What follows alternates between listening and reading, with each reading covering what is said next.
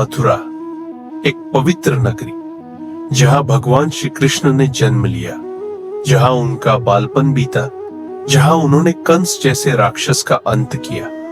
लेकिन यह केवल एक आरंभ था। कंस के वध के बाद भी मथुरा में शांति नहीं थी। हर दिन एक नया संकट आता, क्योंकि कंस का ससुर था मगध का सम्राट जरासंध, बलशाली, क्रूर और लगातार बदले की आग में जलता हुआ। जरासंध ने मथुरा पर 17 बार आक्रमण किया। हर बार यदुवंशियों का रक्त बहा। श्री कृष्ण ने समझा, सिर्फ वीरता ही काफी नहीं होती, राजधर्म में बुद्धि और रणनीति भी जरूरी होती है। और तब उन्होंने लिया एक क्रांतिकारी निर्णय। हमें मथुरा छोड़नी होगी, हमें एक नई नगरी बनानी होगी, दूर, सुरक्षित और दिव्य। लेकिन सवाल था, कहां? श्री कृष्ण समुद्र किनारे गए। समुद्र की लहरों को देखते हुए उन्होंने समुद्र देव से प्रार्थना की, हे समुद्र देव, मैं आपसे एक निवेदन करता हूं। हमें एक स्थान चाहिए जहां हम शांति से रह सके, जहां कोई जरासंध न पहुंच सके। समुद्र देव ने उत्तर दिया, हे वासुदेव, मैं आपको समुद्र के मध्य एक भूमि प्रदान करता हूं, जहां आप एक ऐसी नगरी बना सकते हैं जो पृथ्वी पर स्वर्ग की प्रतिकृति होगी। श्री कृष्ण मुस्कुराए। अब जरूरत थी एक ऐसे वास्तुकार की जो उस दिव्य कल्पना को साकार रूप दे सके। उन्होंने स्मरण किया विश्वकर्मा को, देवताओं के शिल्पी, जिन्होंने स्वर्ग के महल बनाए, इंद्रलोक को आकार दिया।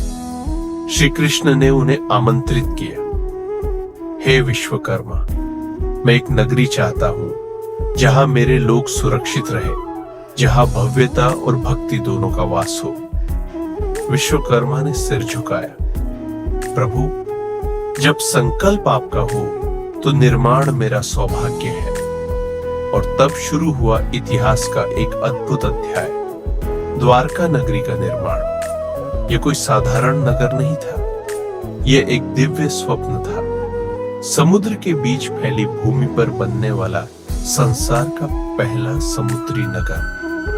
द्वारका में सोने, चांदी और कीमती रत्नों से जड़े हुए महल बने। चौड़ी चौड़ी सड़कों पर साथ साथ 10 रथ निकल सकते थे। हर दिशा में संगीत, सुगंध और सुंदरता थी। श्री कृष्ण के लिए एक भव्य राजमहल बनाया गया, जहां से वे यदुवंश की नई राजधानी चलाते थे। उनकी 16,108 रानियों के लिए अलग अलग महल बनाए गए। हर महल में बगीचे थे, झरने थे, चित्रित दीवारें थीं और मोर पंखों से सजे झरोखे। द्वारका की दीवारें इतनी मजबूत थीं कि कोई बाहरी आक्रमणकारी उसे पार नहीं कर सकता था। यह नगर केवल भौतिक सुंदरता का प्रतीक नहीं था, ये श्री कृष्ण की नीति, उनकी दूरदर्शिता और उनके प्रेम का प्रतीक बना। आज जब आप गुजरात में द्वारकाधीश मंदिर के सामने खड़े होते हैं, तो उस दिव्य नगरी की झलक अब भी महसूस होती है।